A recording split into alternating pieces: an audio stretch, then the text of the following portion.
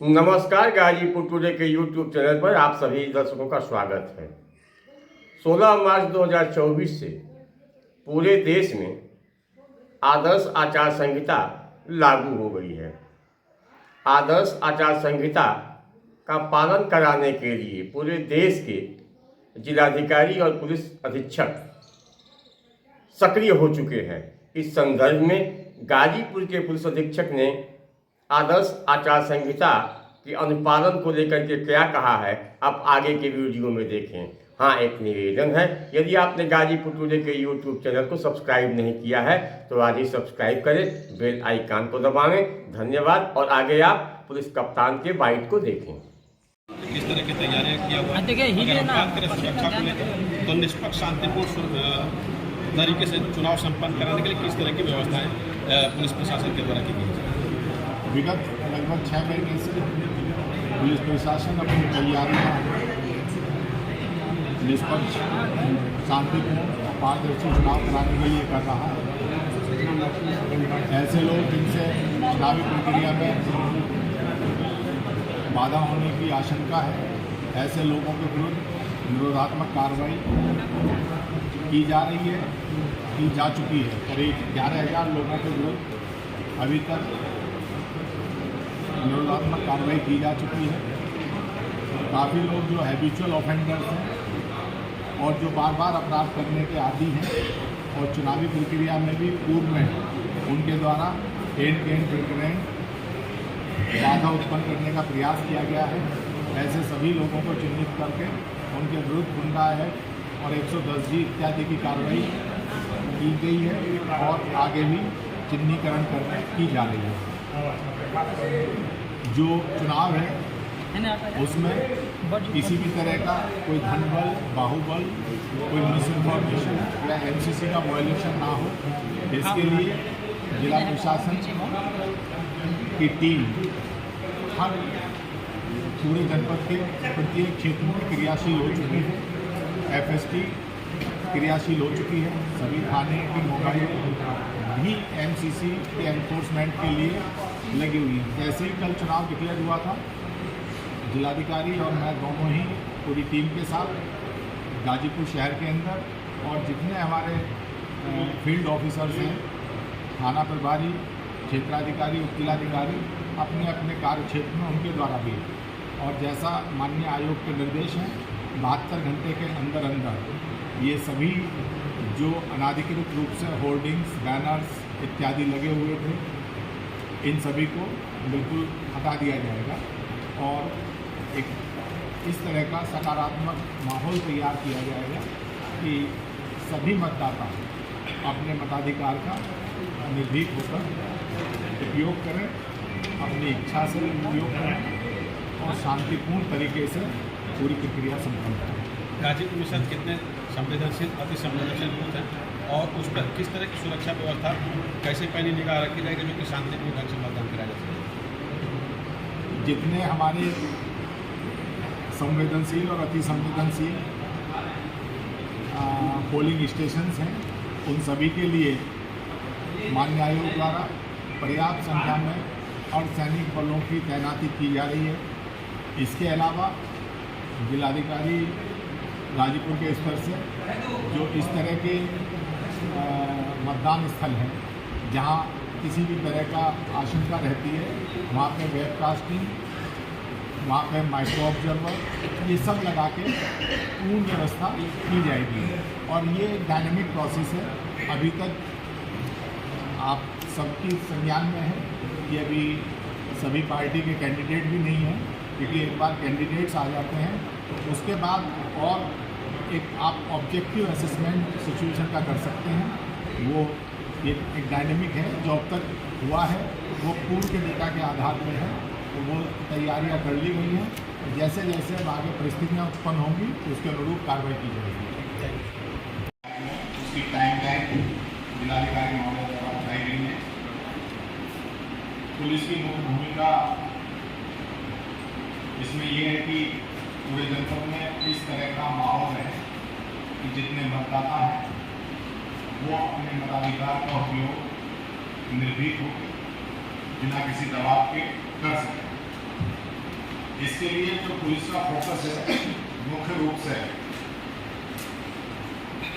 जो चुनाव में होने वाली गड़बड़ियां हैं उसके 4 डायमेंशंस हैं। वो धन बल के आधार पर चुनाव को प्रभावित किया जा सकता है, वो बाहुबल के आधार पर चुनाव प्रभावित करने का प्रयास किया जा सकता है, वो आजकल एक और सोशल मीडिया का दुरुपयोग करके भी लोग उसमें मिस इन्फॉर्मेशन, र्यूमर्स इत्यादि इत्यादि करके चुनाव को प्रभावित करने का प्रयास किया जा सकता है। और अंत में जिसका डीएम साहब ने जिक्र किया है एमसीसी वायलेशंस करके कि साहब हम किसी को नहीं मानते, अपने हिसाब से करेंगे।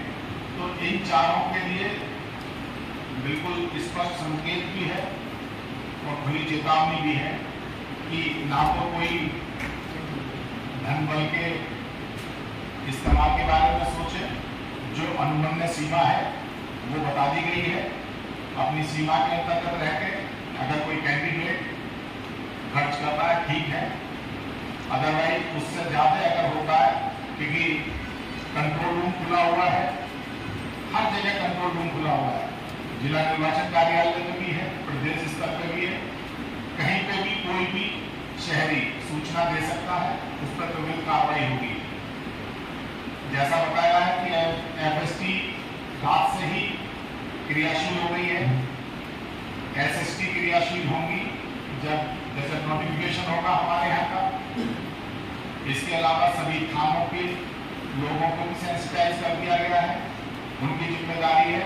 और इसके अलावा जितने कार्यकारी मजिस्ट्रेट और पुलिस अधिकारी लगातार भ्रमण पर रहेंगे वो भी सरप्राइज चेकिंग करते रहेंगे। जहाँ तक बाहुबल का इस्तेमाल या उपयोग करने का दृष्टांत आएंगे, उसमें जो भी कठोरतम कार्रवाई है, अभी भी जनपद में लगभग 11,000 लोगों को चिन्हित करके उनसे उनके अच्छे व्यवहार के लिए लॉकडाउन करा दिया गया है। जिन लोगों की आपराधिक पृष्ठभूमि थी और चुनाव को प्रभावित करने की आशंका है, ऐसे लोगों के विरुद्ध गुंडा एक्ट की कार्रवाई की जा रही है। जो हैबिचुअल ऑफेंडर्स हैं, जो बार बार अपराध करने के आदी हो रहे हैं और सुधार परिलक्षित नहीं हो रहा है, उनके खिलाफ 110G, जिसे सामान्य भाषा में मिनी गुंडा एक्ट भी कहा जाता है, उसके तहत कार्रवाई की जा रही है। इसके अलावा जैसे ही आचार संहिता जारी हो गई है, आप लोगों के माध्यम से पूरे जनपद वासियों के लिए ये भी निर्देश है कि कोई भी व्यक्ति अपना किसी भी लाइसेंसी हथियार को लेकर किसी पब्लिक डोमेन में नहीं जाएगा जब तक कि वो कोई बैंक का सुरक्षा गार्ड ना हो या किसी पेट्रोल पंप का, जहाँ फाइनेंशियल इंस्टीट्यूशंस हैं, ऐसी जगह जो लोग सुरक्षा ड्यूटी में लगे हुए हैं उनके लिए ही केवल अनुमति होगी।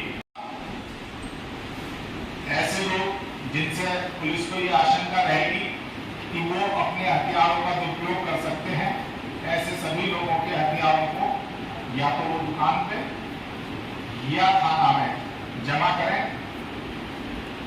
और जिन लोगों को जान माल का खतरा है, जिनका पैसे के लेन देन का व्यापार के कारण बड़ा लेन देन है, जिसमें वो अपना सुरक्षा के लिए, तो उसके लिए एक डिस्ट्रिक्ट लेवल का कमेटी है, स्क्रीनिंग कमेटी, उसके सम्मुख आवेदन करेंगे, उनके प्रार्थना पत्र पर न्यायोचित कार्रवाई की जाएगी। अगर ये आवश्यक प्रतीत होगा कि उन्हें रखना है तो रखेंगे। तीसरा बिंदु सोशल मीडिया के दुरुपयोग का है। इसमें दिक्कत ये रहती है कि एक बहुत बड़ी टेंडेंसी हम सबके अंदर ये हो गई है, कोई भी चटपटी न्यूज देखी बिना उसका वेरिफिकेशन किए हम लोग आगे बढ़ाने का प्रयास करते हैं।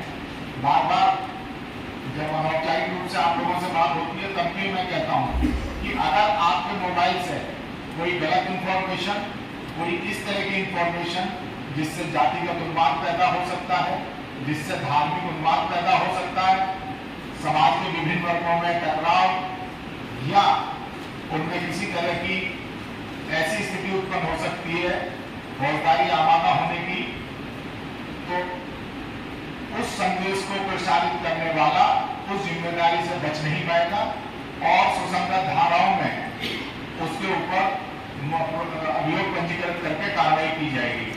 अतः मेरा आप लोगों के माध्यम से सभी लोगों से निवेदन है कि अगर किसी भी सोशल मीडिया प्लेटफॉर्म पर या जैसे कि व्हाट्सएप, फेसबुक, इंस्टाग्राम, टेलीग्राम इत्यादि पर अगर कोई गलत मैसेज आ भी जाता है, तत्काल उसे अपने स्थानीय थाने के नॉलेज में लाएं, उन्हें संज्ञानित कराएं और उसे डिलीट कर दें।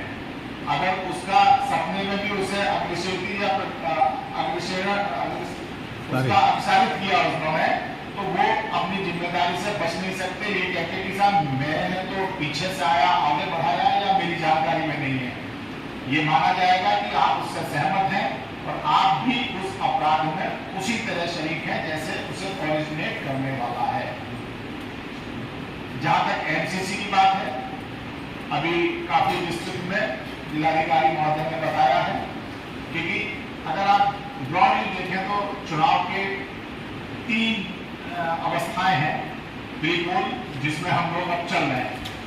एक पोलिंग की व्यवस्था होगी, वो थोड़ी सी अलग तरह की व्यवस्था होती है, क्योंकि अभी तो 1 जून तक की व्यवस्थाओं में हम सम्मिलित हैं, तो हमारे पास पर्याप्त समय है। पोल डे वाली क्योंकि सुबह से शाम तक की रहती है, तो वो बहुत एग्जॉस्टिव एक्सरसाइज होती है। उसके लिए भी हम लोगों का जिलाधिकारी महोदय ने और हम लोगों ने उसका भी एक फ्रेमवर्क तैयार कर लिया है।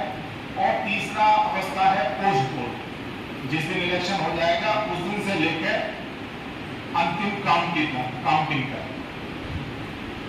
प्री पोल में हम लोगों की ये सारी व्यवस्थाएं चल रही हैं। एमसीसी का अनुपालन कराना, एमसीसी केवल इसलिए है कि ये लेवल प्लेइंग फील्ड, इसका सीधा सीधा मतलब ये है कि लोकतंत्र में सभी को समान रूप से देखा जाए और सभी को समान अवसर दिए जाएं, जहां तक उनके प्रचार का मार्ग और ये सारी चीजें हैं। इसके लिए ये नहीं है कि कोई विशेष व्यक्ति को कोई विशेष तरह का कोई सहूलियत या सुविधा दी जाए। जो इलेक्शन लड़ रहा है उसके लिए सबके लिए समान व्यवस्था है।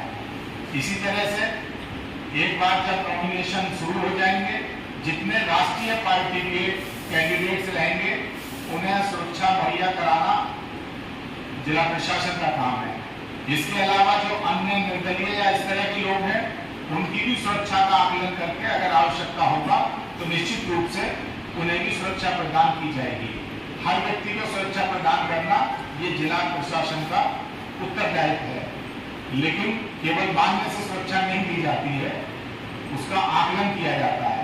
नहीं तो 44 लाख की जनसंख्या में वैसे नॉर्मल देश में आप देखते हैं जो कार्यालय में आते हैं सब असुरक्षित ही बताते हैं अपने आप को।